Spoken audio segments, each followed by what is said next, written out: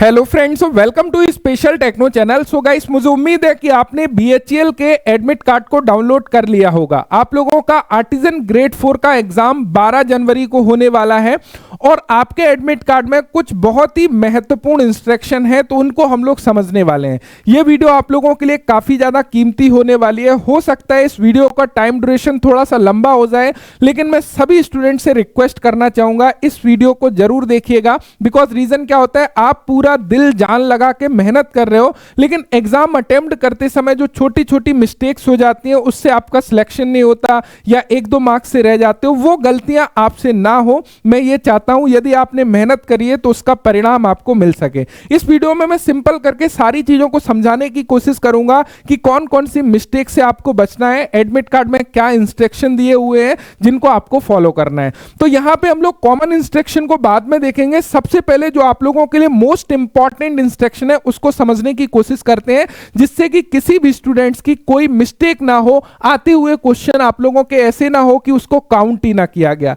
यहां पर समझिएगा, आप लोगों का सीबीटी एग्जाम होने वाला है, एमसीक्यू पेपर, यानी कि एक क्वेश्चन के 4 ऑप्शन होते हैं, जहां पे आपको एक ऑप्शन को सिलेक्ट करना होता है। जब आप अपने क्वेश्चन पटल पर देखते हो तो वहां पे अलग अलग कलर नजर आते हैं, यानी कि मान के चलिए ये आप लोगों का पूरा पैनल है। यहां पर आपके टोटल 1 2 3 4 5 6 इस तरीके से 120 क्वेश्चंस दिखाई देंगे और इनमें आपको अलग अलग कलर नजर आता है। इन कलर को थोड़ा सा समझ लीजिएगा, this is the very very most important. यदि व्हाइट कलर नजर आ रहा है, you have not visited the question, यानी कि वो ऐसा क्वेश्चन है जिसको आपने विजिट ही नहीं किया है, देखा ही नहीं है। You have not answered the question, यदि रेड कलर फिल आ रहा है इस गोले में, मतलब वो ऐसा क्वेश्चन है जहां पे आपने देखा तो है लेकिन आंसर नहीं दिया है। You have answered the question. यदि ग्रीन नजर आ रहा है मतलब आपने उसको आंसर कर दिया है। यदि ब्लू नजर आ रहा है, you have not answered the question but उसको आपने रिव्यू में डाला हुआ है। यदि ब्लू नजर आ रहा है, ब्लू के साथ में राइट टिक नजर आ रहा है, इसका मतलब है कि आपने उस क्वेश्चन को रिव्यू में डाला हुआ है विथ आंसर के साथ में। अब यहीं पर मिस्टेक हो जाती है। कई सारे स्टूडेंट्स क्या करते हैं, एक क्वेश्चन उन्होंने पढ़ा, उनको कंफ्यूजन लग रहा है, लेकिन उस क्वेश्चन का उनको लगता है कि इसका डी आंसर हो सकता है और उन्होंने डी टिक किया और मार्क फॉर रिव्यू किया। उसके बाद में जब फाइनल देखते हैं, समय कम बचता है, सबमिट कर देते हैं, तो आंसर देने के बाद भी ये क्वेश्चन का आंसर आपका नहीं माना जाएगा, इसको काउंट नहीं किया जाएगा। ध्यान रखिएगा, क्यों नहीं किया जाएगा? ऐसे क्वेश्चन पेपर जहां पे नेगेटिव मार्किंग होती है, उस सिचुएशन में आपका marked for review with answer वाले आंसर को नहीं माना जाता है, क्योंकि वो अभी भी रिव्यू में ही मानते हैं। जैसे कि आप एडमिट कार्ड में नीचे देखोगे तो आपको इंस्ट्रक्शन मिल जाता है,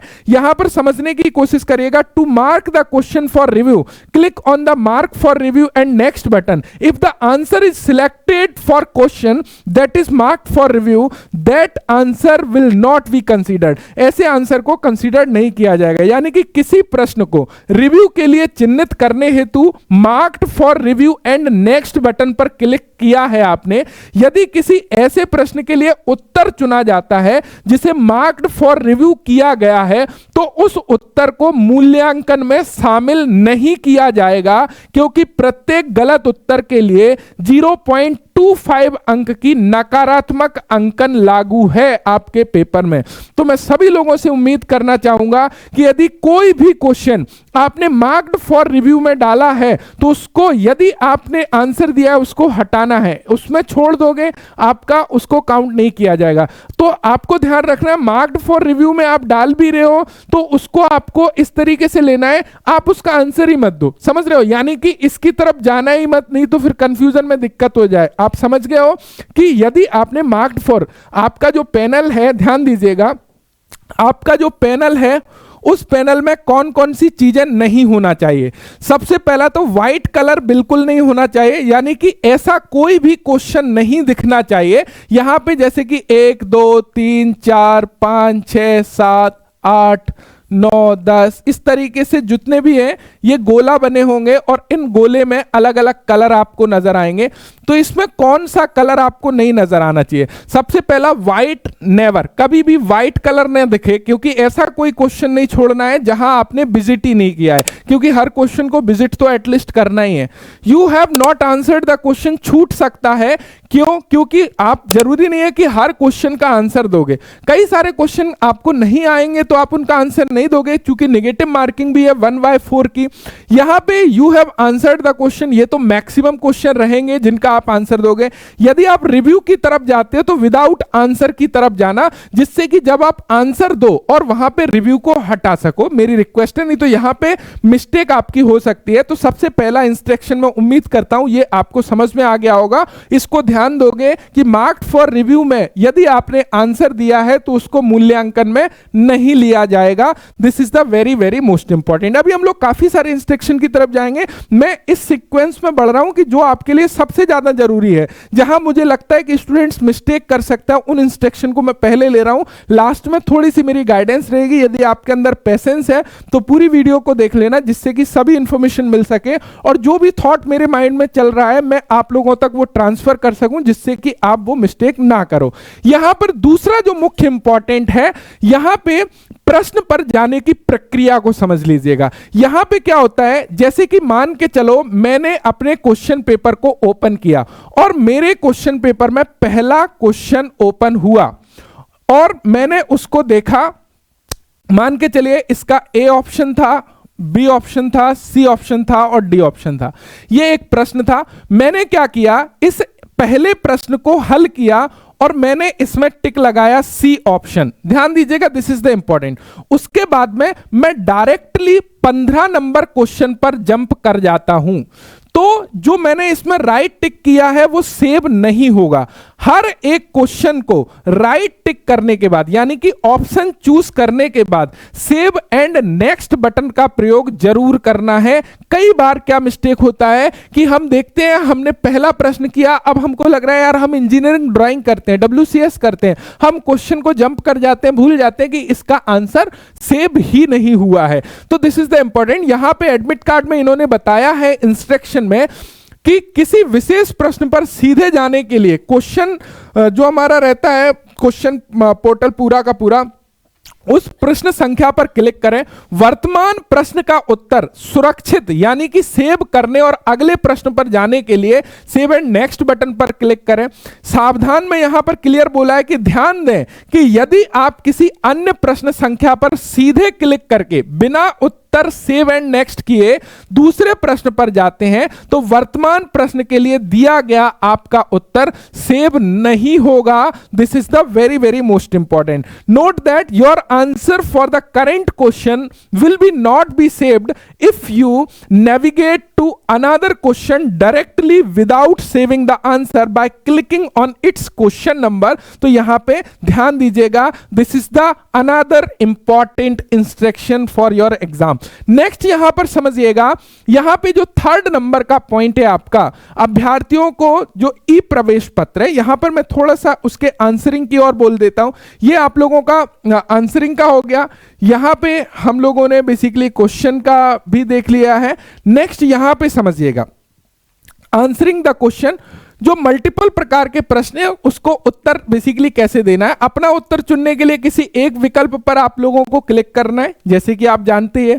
चुने गए उत्तर को हटाना है। यदि मान के चलिए मैंने किसी क्वेश्चन को सिलेक्ट कर लिया, मेरा एक क्वेश्चन था, उसका A, B, C और D 4 ऑप्शन थे, मेरे को लग रहा है कि इसका डी आंसर है, मैंने डी पर टिक किया, लेकिन अब मुझे लग रहा है कि नहीं यार मुझे तो बी सही लग रहा है, मैंने गलत टिक कर दिया। तो ऐसी सिचुएशन में डी सिलेक्ट करने के लिए आपको इसी डी ऑप्शन पर जहां आपने टिक किया उस पर फिर से क्लिक करना है और जैसे ही फिर से आप क्लिक करोगे आपके पास में ऑप्शन आएगा क्लियर रिस्पॉन्स का। तो पहले आपको क्लियर रिस्पॉन्स करना है और उसके बाद में आपको जो भी आंसर लग रहा है उस पर टिक करने के बाद में सेव एंड नेक्स्ट बटन पर जाना है। सो मुझे उम्मीद है कि यह आपको क्लियर हो गया होगा। जब भी आप आंसर देते हो किसी क्वेश्चन का, सेव एंड नेक्स्ट बटन पर क्लिक करना अनिवार्य है, जब भी आपका जो दिया हुआ उत्तर है वो सेव होगा, सुरक्षित होगा। तो ये तो हो गई आप लोगों की आंसर कैसे देना है उसकी प्रक्रिया से रिलेटेड।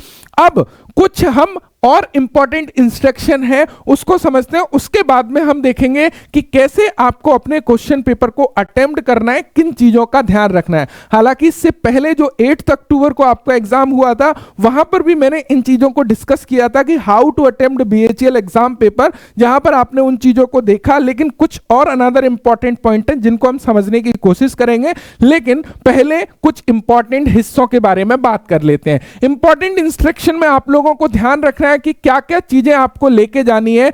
आप जो अपने एडमिट कार्ड को प्रिंट करोगे वो कलर्ड प्रिंट आउट आपको लेना है, ध्यान रखिएगा। ओरिजिनल फोटो आईडी प्रूफ आपको लेके जाना है, आधार कार्ड या जो भी आपका फोटो आईडी कार्ड है। ब्लू बॉल पेन का आपको उपयोग करना है, वो लेके जाना है। रफ वर्क के लिए आप एक ट्रांसपेरेंट वाटर बोतल लेके जा सकते हो। 2 पासपोर्ट साइज फोटोग्राफ्स कलर्ड आपको लेके जाना है। तो ये इंपॉर्टेंट है, इसको एग्जाम के जाने से पहले अपने पास में एक दिन पहले ही कलेक्ट कर लेना है। ऐसा नहीं है कि एग्जाम है, मॉर्निंग में एग्जाम सेंटर के आसपास ढूंढ रहे हो, मैं एडमिट कार्ड कैसे निकालूं, मैं तो डिजिटल है। तो इन चीजों से मतलब अवॉइड करना है, क्योंकि उस समय पे आपका जो माइंड है ना वो एक स्ट्रेट डायरेक्शन में होना चाहिए। उस समय पे कोई भी आपके माइंड में हड़बड़ी नहीं होना चाहिए, नहीं तो उसकी वजह से एग्जाम के ऊपर इफेक्ट आता है, एग्जाम अटेम्प्ट करने के ऊपर इफेक्ट आता है। तो उन चीजों का आपको विशेष रूप से बेसिकली ध्यान रखना है। यहां पर यदि हम लोग एक और इंपॉर्टेंट पॉइंट को थोड़ा समझ लें जिससे स्टूडेंट्स को थोड़ा सा दिक्कत हो सकता है, जैसे कि यहां पे यदि कोई भी ऐसा विद्यार्थी है जिसका जो ई एडमिट कार्ड है जो उसने निकाला है उसमें नाम, जन्म तिथि, कैटेगरी या उपश्रेणी आदि को ध्यानपूर्वक आपको जांच लेना है।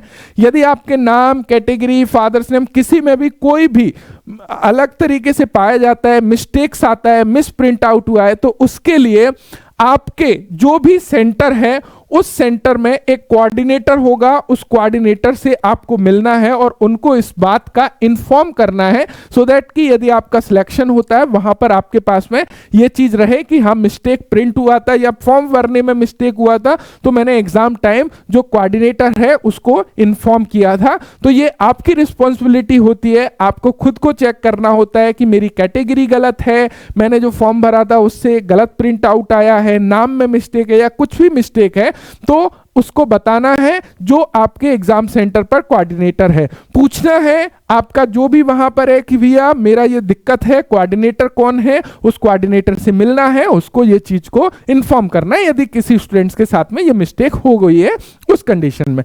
अब बात आती है देखो एग्जाम पेपर के ऊपर कि सर एग्जाम पेपर हम कैसे अटेम्प्ट करें। हमने इंस्ट्रक्शन पढ़ लिए हैं, समझ लिए हैं, और जब हम एग्जाम को अटेम्प्ट करेंगे इन इंस्ट्रक्शन को फॉलो करते हुए अपने एग्जाम को अटेम्प्ट करेंगे। कैसे हमको आंसरिंग करना है, मार्क्ड फॉर रिव्यू में यदि आंसर्ड क्वेश्चन दिया है तो उसको काउंट नहीं किया जाएगा, इसकी इंफॉर्मेशन हमको हो चुकी है।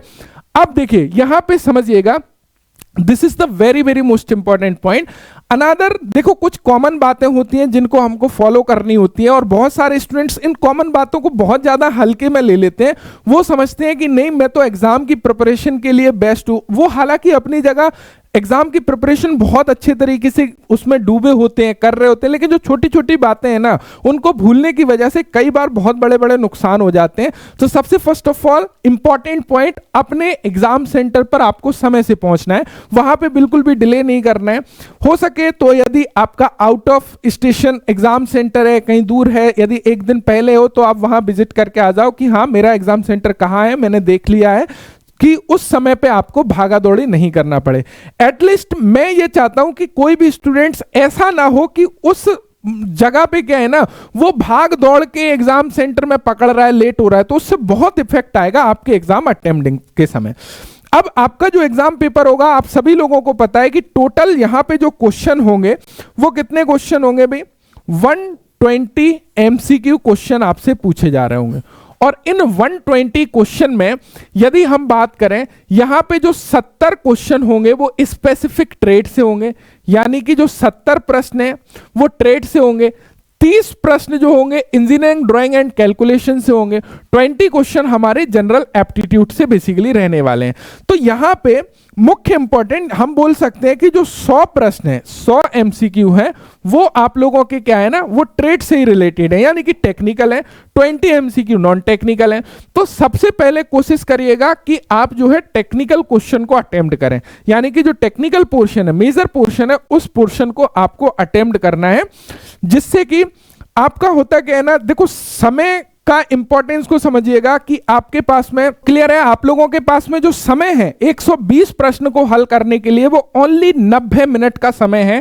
तो टाइम बहुत इंपॉर्टेंट रोल अदा करने वाला है। यहां पर किस चीज का आपको ध्यान देना है, जब आप टेक्निकल क्वेश्चन को हल करोगे तो होता क्या है, माइंड देखो इस तरीके से काम करता है कि जब आप मेजर क्वेश्चन, जैसे कि आपके 120 प्रश्न है और आपने यदि पहले ही घंटे में, यदि आपने 1 घंटे में उसमें से 70, 80, 90 प्रश्न सॉल्व कर लिए, तो माइंड बोलता है अब तो थोड़ा ही प्रश्न पत्र बचा हुआ है। वहीं यदि आपने नॉन टेक्निकल में गए तो वहां पे क्या होगा, उस 30 प्रश्न को ही हल करने में ज्यादा समय लगेगा, कैलकुलेटिंग है, किसी क्वेश्चन में फंसोगे तो वहां पे ज्यादा समय चला जाएगा, तो हड़बड़ाहट हो जाती है। तो उस चीज से बचना है। यहां पे ध्यान दीजिएगा, यदि कोई भी क्वेश्चन आपका टेक्निकल में न्यूमेरिकल क्वेश्चन आ रहा है और उस न्यूमेरिकल क्वेश्चन को आपने अटेम्प्ट किया, अटेम्प्ट करते समय वो ज्यादा कैलकुलेटिव लग रहा है, तो उस क्वेश्चन में फंसना नहीं है। होता क्या है ना, आपका समस्या यहां फंस जाता है कि आपने कोई मैथमेटिक्स का प्रश्न है, उस मैथमेटिक्स के प्रश्न को सॉल्व किया, वहां पे ऑलरेडी आप 2 मिनट दे चुके, लेकिन लास्ट में आंसर आया तो मैच नहीं कर रहा।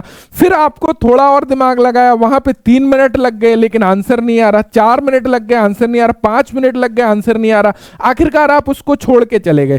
तो यहां पे क्या करना है, स्टार्टिंग में ही आपको ये चीज का अनुभव होना चाहिए पेपर अटेम्प्ट करते समय कि ये क्वेश्चन ज्यादा कैलकुलेटिव तो नहीं है। देख के समझ में आ जाता है ना कि यार ये मेरे अकॉर्डिंग कैलकुलेटिव तो नहीं है, तो उस समय कोशिश करो कि उसको स्किप करो। ऐसे प्रश्न जो इमीडिएटली आप कर सकते हो, जिसमें केवल स्टेटमेंट है, स्टेटमेंट के बाद में 4 ऑप्शन है, आपको लग रहा है हाँ मुझे पढ़ना है, मुझे इसके बारे में नॉलेज है, तो ठीक है मैं टिक करके आगे बढ़ सकता हूं। तो सबसे पहला आपका इंपॉर्टेंट पॉइंट है कि आपको ऐसे क्वेश्चन को स्किप करना है, स्किप करना आना चाहिए, यानी कि उस समय पे नहीं हल करना है। आप उन क्वेश्चन को अटेम्प्ट करोगे, मैथ कैलकुलेशन करोगे, जो भी क्वेश्चन है, हर क्वेश्चन के लिए समय मिलेगा, लेकिन यदि स्मार्ट अप्रोच होगी उस कंडीशन में, समझ रहे हो, तो ऐसे प्रश्न जो तुरंत हो सकते हैं, जिनमें सबसे कम समय लगने वाला है, सबसे कम किस में लगेगा, टेक्निकल में, ईडी में, डब्ल्यूसीएस में, तो ऐसे प्रश्न को पहले हल करो, उसके बाद में आप नेक्स्ट पोर्शन में जो कैलकुलेटिव वाले क्वेश्चन है उनकी तरफ आगे बढ़ना, ये मेरा सजेशन है, ध्यान रखिएगा। और ऐसा करोगे तो आपका समय का जो प्रॉब्लम होता है वो कहीं ना कहीं आप उसको जो है हैंडल कर रहे होंगे। तो मुझे उम्मीद है कि ये चीजें आपको जो है क्लियर हो गई होंगी। साथ साथ में वही चीज मैं अगेन क्लियर करना चाहूंगा, यदि आप क्वेश्चन पेपर को अटेम्प्ट करते हो, स्टार्टिंग में ही 2-3 प्रश्न के आंसर नहीं आए तो हताश नहीं होना है। यदि स्टार्टिंग में ही 4-5 क्वेश्चन आपके करेक्ट राइट हो रहे हैं तो ओवर एक्साइटेड नहीं होना है। ऑप्शन एलिमिनेटिंग मेथड मैंने आपको सिखाया हुआ है, कैसे एआई सीरीज जिसमें हम लोग कर रहे हैं, कैसे आपको ऑप्शन को एलिमिनेट करके समय को बचाना है टेक्निकल में, तो वैसे ऑप्शन एलिमिनेटिंग मेथड से अपने क्वेश्चन के आंसर तक बढ़ना है, जिससे क्या होगा, एक क्रॉस वेरीफाई भी हो जाएगा, क्वेश्चन के आंसर आप करेक्ट दे पाओगे, गलत होने के चांसेस कम होंगे। तो इन चीजों को थोड़ा सा सीरियस लेना है और ध्यान से अपने क्वेश्चन पेपर को अटेम्प्ट करना है। ध्यान रखिएगा गाइस, आपकी प्रिपरेशन कितनी भी अच्छी है, यदि आप एग्जाम हॉल में सही माइंड कंडीशन के साथ में नहीं बैठे हो, सही तरीके से क्वेश्चन पेपर को अटेम्प्ट नहीं कर रहे हो, तो चांसेस है कि आपका सिलेक्शन नहीं होगा, चाहे आपकी प्रिपरेशन कितनी भी अच्छी हो। और कोई ऐसा व्यक्ति जिसकी प्रिपरेशन ठीक ठाक है लेकिन वो क्वेश्चन पेपर को अच्छे से अटेम्प्ट कर लेता है, तो उसके चांसेस बन जाते हैं कि उसका सिलेक्शन हो जाएगा। तो ये काफी हद तक कहीं ना कहीं आप बोल सकते हो कि क्योंकि भाई आपकी जितनी भी मेहनत है वो ये 90 मिनट डिसाइड करने वाले हैं ना, कि आपने कितनी मेहनत करी नहीं करी। पेपर में जिसने राइट आंसर दे दिया वही माना जाएगा कि हाँ भैया यही मेहनती है और इसी को नॉलेज है। आपने नहीं दे पाया, चाहे वह रीजन कुछ भी हो, चाहे आपका माइंड डिस्टर्ब उस समय पे, माइंड कंट्रोल नहीं है, तो भी आपका सिलेक्शन नहीं होने वाला है। यानी कि वो 90 मिनट काफी ज्यादा महत्वपूर्ण है। लेकिन ध्यान रखिएगा, इतना प्रेशर भी अपने ऊपर नहीं ले लेना है कि यही सब कुछ है 90। उसमें क्या होता है, कई बार ये केस बहुत ज़्यादा होता है कि जैसे ही मैं पेपर देने बैठा, मैंने इतनी ज़्यादा मेहनत करी और मेरे कई सारे इमोशन इस एग्ज़ाम के साथ में जुड़े हुए हैं। मेरी बैकग्राउंड, फैमिली बैकग्राउंड अच्छा नहीं है, मैं कहीं पे प्राइवेट जॉब कर रहा हूँ, मेरा मतलब बहुत सारे इमोशन जुड़े हुए, तो जब मैं पेपर अटेम्प्ट कर रहा हूँ तो वो इमोशन को बीच में मत ले आना, क्योंकि वो इमोशन से आपके एग्जाम सिलेक्शन का कोई लेना देना नहीं है कि अरे यार मेरा नहीं होगा तो क्या होगा, ये वो मतलब वो थॉट प्रोसेस से बाहर निकलना है। आप एक सिंपल एग्जाम दे रहे हो, आपको एग्जाम देना है, आपको क्वेश्चन को पढ़ना है, पूरा फोकस जो है ना उस क्वेश्चन और आंसर की तरफ होना चाहिए कि मैं ये क्वेश्चन देख रहा हूं, इसका क्या आंसर है, इतना समय, बस। और कुछ भी थॉट अनादर नहीं आना चाहिए, बस सिंपल तरीके से पेपर को अटेम्प्ट करोगे और प्रिपरेशन आपकी अच्छी है, सारा सिलेबस वगैरह सब कुछ बहुत अच्छे तरीके से कराया हुआ है, बहुत अच्छा आपका एग्जाम जाएगा। मेरी तरफ से बेस्ट ऑफ लक सभी को। बस कुछ इंपॉर्टेंट इंस्ट्रक्शन को थोड़ा सा ध्यान रखिएगा, इनको ध्यान में रखते हुए अपने एग्जाम पेपर को दीजिएगा। मेरी तरफ से सभी स्टूडेंट्स को best of luck. Thank you so much video देखने के लिए। वीडियो से इंफॉर्मेशन मिली हो तो एक थम्स अप जरूर करिएगा। Thanks for watching and bye bye.